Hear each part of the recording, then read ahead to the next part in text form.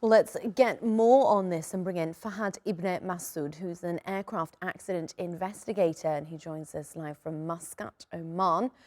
There's a lot we don't know, a lot of speculations. I wonder, what are your initial thoughts on the incident? Too early to say anything, but one thing that was for sure that there is something that has drastically gone wrong in the whole affair of the flight, starting from may it be a human factor issue to weather, which seems to be a big player in this whole gambit of events taking place, technical malfunctions, as mentioned before. It's a Bell 212 heli, which is relatively old school, not the latest in the market as well. So, long story short, it can be multiple factors which has resulted into this air crash taking place. It can also be something which relates to weather.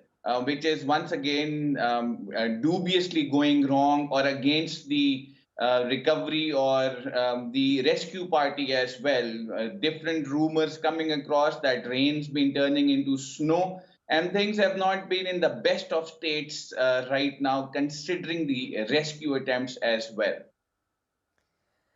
And you say it's a Bell 212 helicopter. What more can you tell us about that type of aircraft that the president was on, and about Iran's aviation safety record more broadly?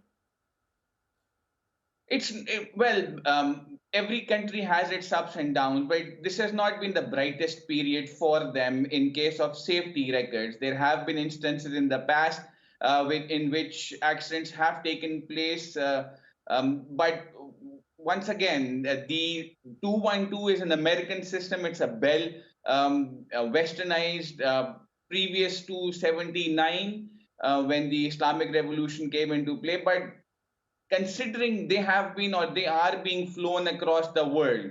So that cannot be or ruled out an option that this is an old heli which has been utilized by the Iranian government. But the maintenance records cannot be taken out of perspective. They are using international standards.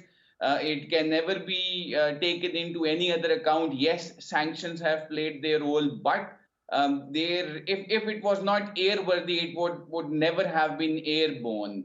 That being said, being rudimentary, it may, which is highly probable, it may not be having the highest end avionics packages on board, which includes sat nav systems, which includes INSs or inertial navigation systems.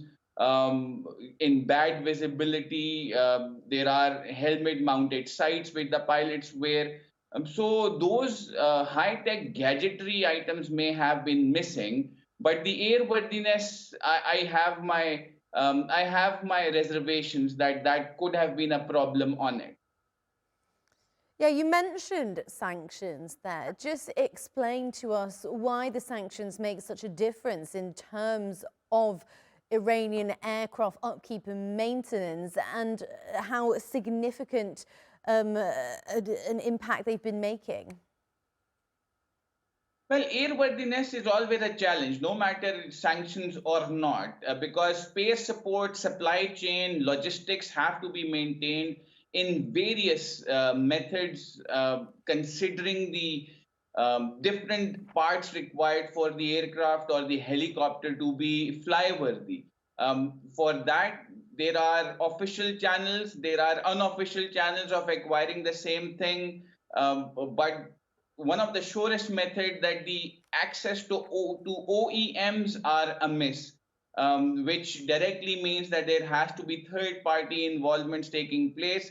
Not the most effective, efficient, surest method to get the best parts or the best maintenance equipment on board, in this case, the Bell 212. Sanctions play their role in a negative context. They make it challenging for any country, in this case Iran, to upkeep their safety records and airworthiness, in this case, once again, the heli in picture. All right, Fahad ibne Masood from Muscat, Oman, thank you so much for joining us and for your insights on aviation safety. Thank you.